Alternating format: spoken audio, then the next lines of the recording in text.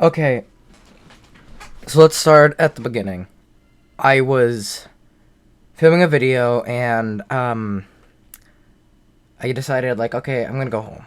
So I go home and I was like, okay, you know what? I want to go back out and ride, but I don't feel a reason to bring a camera. Since if I'm riding, I don't always feel like I need a camera. So sometimes I'll just go out without a camera ride, and sometimes I'll bring a camera just to, film video. I don't always like filming. Sometimes I'll just go out and ride, like I said. So I came home, dropped off the camera, and went back out for a ride. I rode out for like 3 hours, just, riding, whatever, having fun.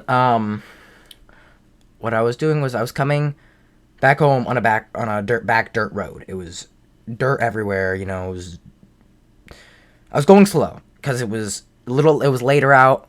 My vision wasn't the best. So I was going a little bit slower.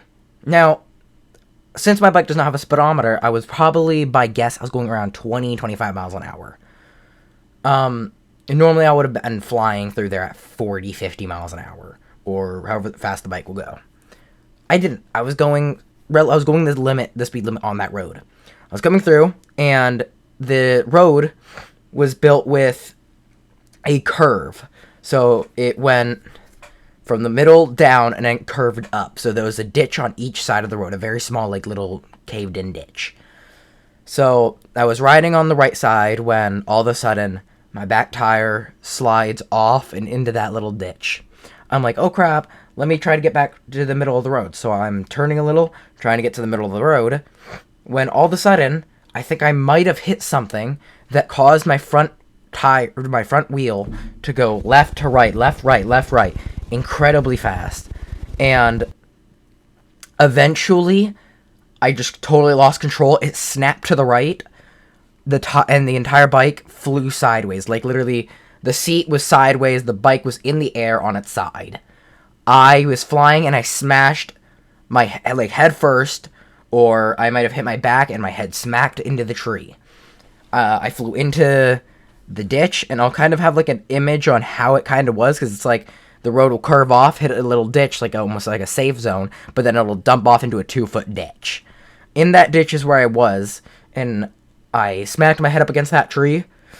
The bike comes flying at me, and again, I was going 25 miles an hour, 30 miles an hour maybe. The bike comes flying and smashes up against the side of my helmet, and what happened was my head kind of hit the tree, but bounced off, and then the bike comes flying and it smashes into the helmet again, pounding me back into the tree. I was now laying on my back. My back was like in between the side of the road, like the 2-foot dip, and the tree. So I was lodged in there with the bike sitting on top of me.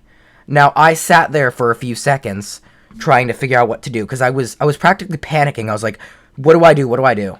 And my breathing was unstable. I was just heavily breathing. And I was, what you would do in that situation, like what would I do there? I was trying to get the bike off me, but it was too heavy because the bike was sitting at such an awkward angle where it pretty much all the weight was set on top of me. Now, I'm not like that fit, so I'm sitting there. The bike weighs 200 pounds, roughly 200 pounds. I'm sitting there, adrenaline pumping, and just in a fit of panic, I just lift up the bike and just throw it off of me. My head was still wedged in between the tree and stuff, so I pushed my head, like I had to, at this point, literally what I did was I unstrapped my helmet and just pushed it off. Like, I tucked my head out from under the helmet and got it off of my head. My entire point was, like, I need to save the bike. Now this is what goes to, like, I can get a few bumps and bruises. Like, I don't care about that. I can get bruised. My bike cannot get damaged. That I am more worried, in this situation, I'm more worried about my bike than I am myself. So I go to pick up the bike. That's when the reveal happened that my handlebar was bent down.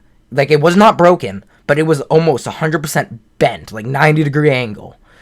Now I didn't notice it, and for like a split second, so I go to pick up the bike, and then I feel it move, and I'm like the panic kicked in more.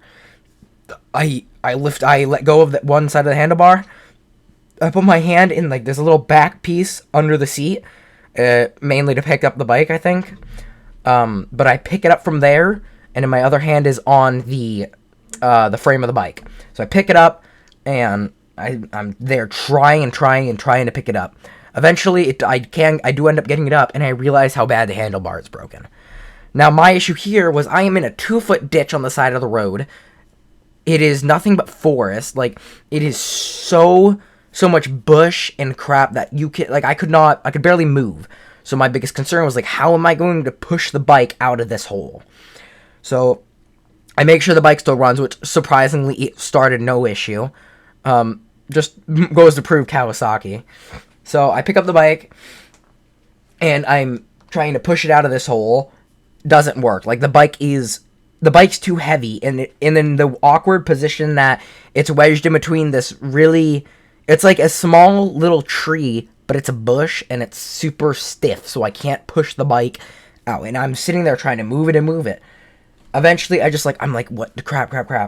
I take off my sweatshirt, and I just throw it onto the ground. I pretty much take all accessories off of me, throw it onto the ground. My phone's still in my pocket, which I actually found out my screen protector broke.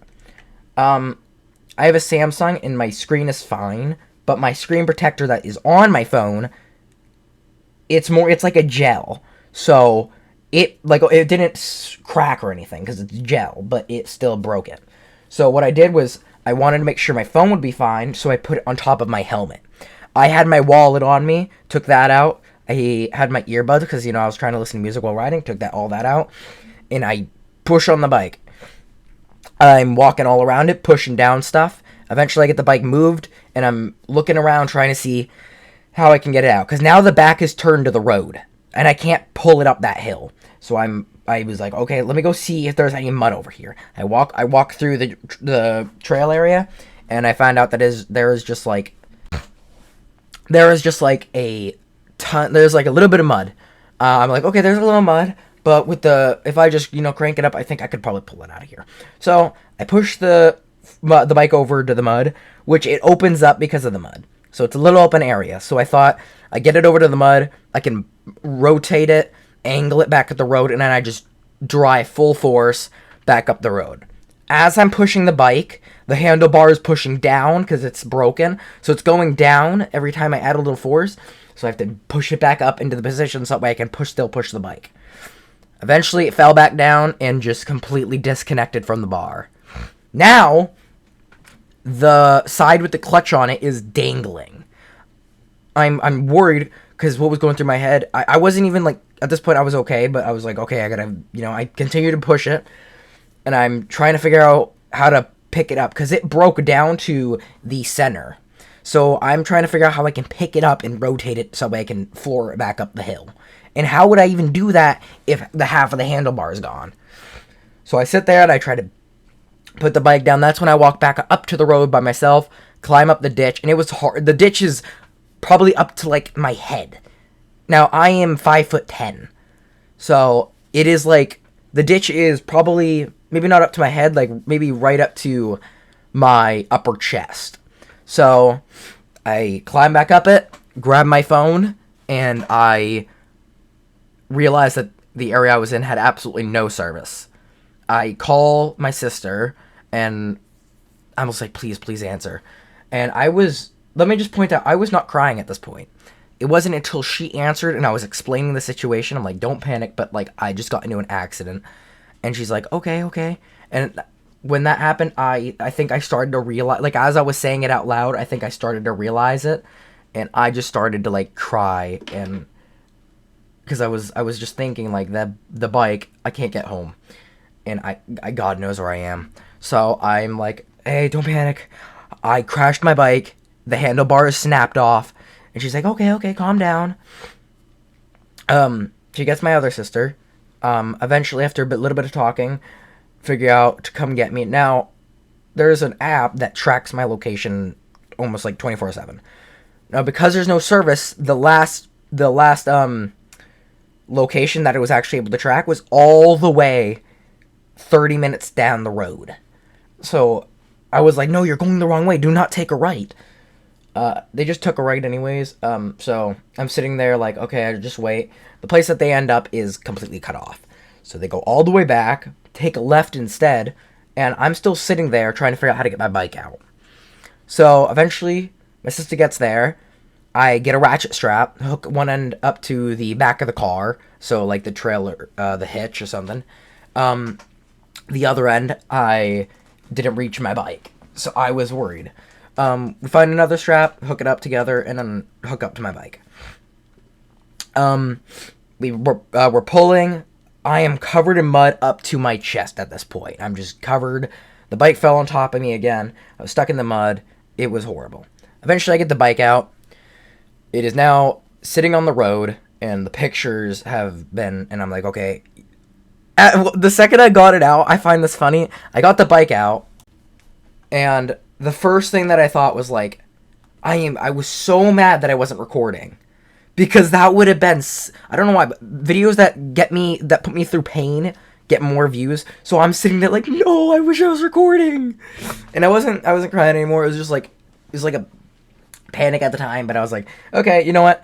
I can drive it home with one hand. My sister didn't like that, so she was like, okay, no, you're not doing that.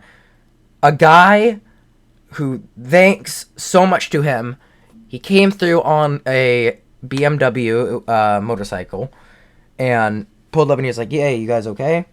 I was like, yeah, I'm okay. The bike isn't. He noticed the handlebar, and he's like, oh, that doesn't look too good. So he offers to go get his truck and trailer.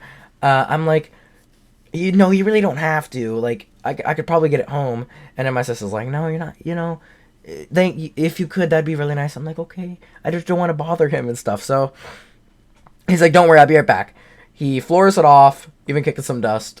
He comes back with a trailer, and I help him pick it up and put the dirt bike on the trailer. We are now bringing him back to our house so we can like get it off and stuff. Once it's back at our house, I was looking at the bike and I'm like, how do I fix this? I can't weld it because, actually, the first thought that came in my head was, what, let me weld it.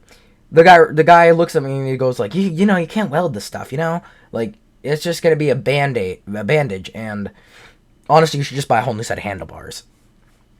So, after a little bit of thinking, like, maybe I'll just buy new handlebars.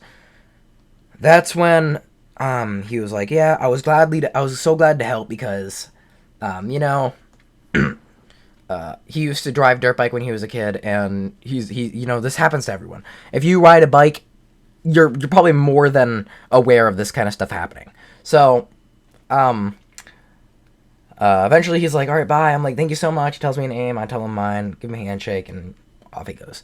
I bring the bike not down. I just put it like in the grass because I didn't have a power washer, so I couldn't wash it. So I'm sitting there and I'm like, okay, now what? Handlebar is still broken, actually, at the time of talking about this, but I do have plans. Now skip to a few days later. Yeah, skipping to a few days later, which was like yesterday for me, but a few days later after the crash,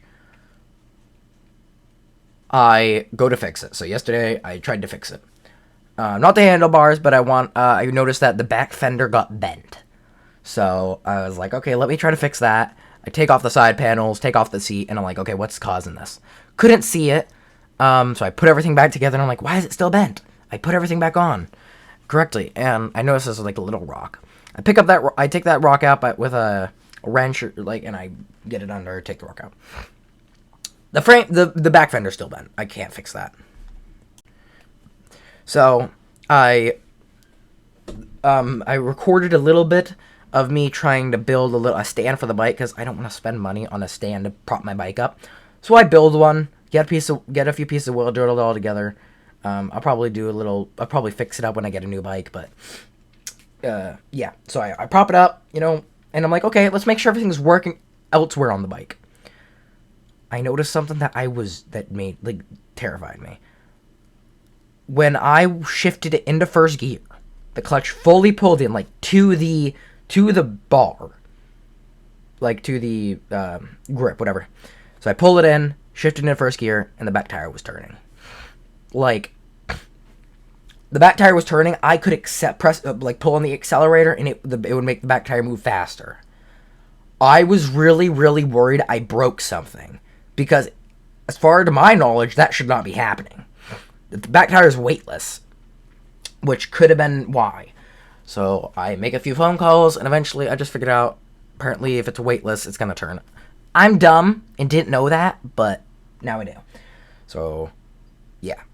I'm going to skip ahead to a few different things. I was like, okay, now that I know that's fine, I could probably still get a good deal on the bike and be able to, if I fix the handlebars, get new handlebars for it. I take the bike down, and I'm like, okay, let me make sure it's still working. So I drive it up around the house. When I'm driving it, it keeps bogging out. It's like it's not getting power, and it just keeps stalling. Eventually, I get to the top, and it just cuts off. I'm trying to start it with the choke pulled in, pulled out. Like, I'm just doing everything. I'm like, okay, switch it to reserve. Like, it has a half a tank of gas. It should be running completely fine. I switch to reserve. It's still not getting any power. So eventually, I'm able to get it back down to my shop shed area, which is where it was, and I was so worried because I wanted to make sure that I didn't break a fuel injector. The bike does not have a fuel injector. It's not fuel injected, so obviously it doesn't have one. Fuel pump. Apparently, I still don't know if it has one, but if you know, leave it in the comments. That would really help me out. But I'm checking, making sure that it's still working. It's just not running correctly. So I make a few more phone calls. Still know nothing.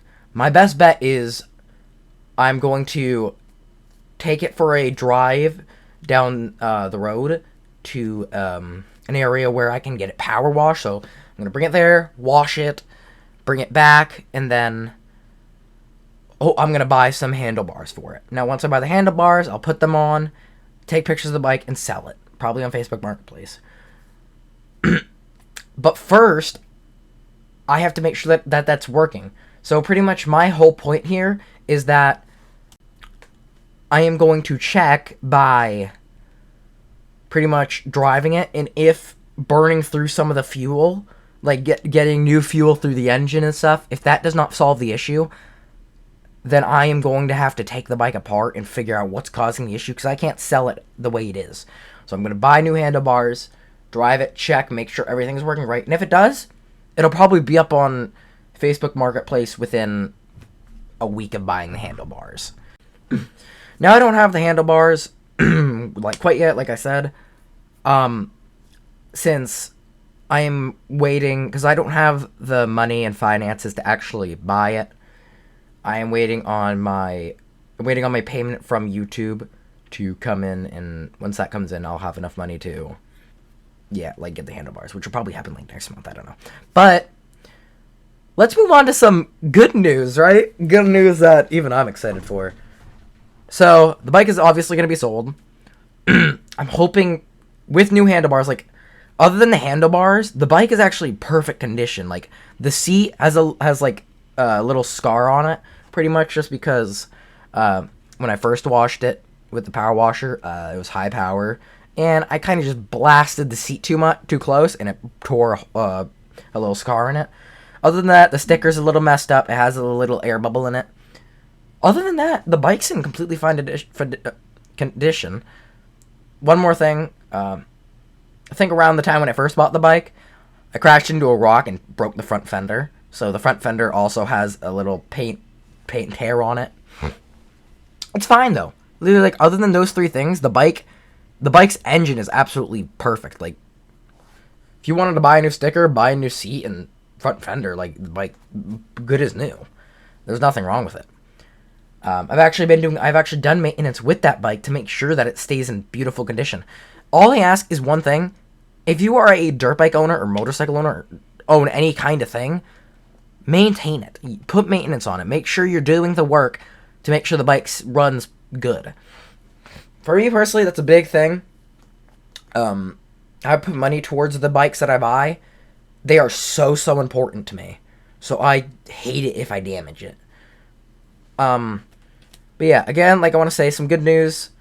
Once the bike is sold next year, I think hopefully at this point in time, if the bike gets sold before the end of this year, which I'm hoping it does, I will probably go March next year. 2025, I'll probably go buy a Dual Sport in March. I will be buying a 2025 if they're out, or 2024, depending on what they have at the dealership. But because it'll be 2025, we're just going to say 2025 for the point. 2025 Kawasaki KLX 300. If you know what that is, but you know, if you don't, I'll put it up on screen, or at least the bike. The only issue with that is it doesn't have camo. I really wanted to get one in camo, but you get what you get and you don't get upset, right? It's a new bike. I didn't really want the bike for the camo. It has a light on it, which is a big plus. Blinkers, so I won't be breaking the law as much, and people won't get as mad at me. Because I've been honked at like 5 times for like making a turn, and like the person behind me is like, I thought you were going straight, and it's stupid. But yeah, I apologize for that. But pretty much the point is, I'm going to be buying the new bike, and once I have that, I can already tell you there's going to be a lot more content on that. I'm actually doing more of mixed content, so real life more than VR, because I've actually been having a few issues with my eyes recently, and I think it's because of VR. I've been playing a lot of VR, so I think it's causing an issue with my eyes. They've been more dry than ever, and it's just causing a lot of issues. I'm gonna get it probably a humidifier for my room, so that way maybe that'll help. If it doesn't, I don't know. I don't know what the issue with my eyes are, but it's whatever. Like I said, new bike, new content, and hopefully I can do more exploring. Now, here's the issue. The bike is not street legal. The Dual Sport, it's street legal if you have a license plate on it and everything. What I'm going to do is remove the back. There's a place to put your plate on it. I'm going to take that off if I can without having to remove the blinkers. But I will take that plate off, and I will get the bike registered. And once it's registered and everything, that'll cause the bike to be more legal. It'll get me, pretty much what I'm saying here is just loosen the load and get me in less trouble, if anything. I have my OHRV license. So technically that helps. If the bike is registered, I can go a certain amount of footage down the road before it becomes more legal or illegal. If you ride, please ride safe. Always wear a helmet, because if I did not wear that helmet, I would literally be dead. My skull would have been smashed in, and nobody would have found me, because there was no service. Nobody would have found me. I would have been sitting in the side of the road with a smashed skull. That helmet saved my life, and I will never not wear a helmet while riding again. Thank you so much for watching. Literally just watching this video puts money towards my bike, and getting that fixed. If you want, you can donate. That's well appreciated. You can literally do that by going into the comments and pressing the little heart with a little money symbol, I think. You can do that. It's welcomed. You don't have to if you don't want to, but yeah. You could also go over to my Patreon. That also would help, but, totally up to you. Thank you so much for watching, and I'll see you guys in the next video. I have a video coming out on my dirt bike before I got into the accident, so yeah, you guys can watch that for the meantime. Until then, there will be a big lack of footage over the winter. So from August... from August after Unbound Chapter 2 is released until March 2025, there'll probably be less videos being recorded and uploaded. I'm not saying that there won't be videos, because I'll probably, knowing me, I'll find something to film about. Yeah, there'll still be videos, so just less, a lot less. Maybe, literally, probably, you're looking at maybe 1-2 a month. But, yeah, thank you for watching. I'll see you guys next time. Goodbye.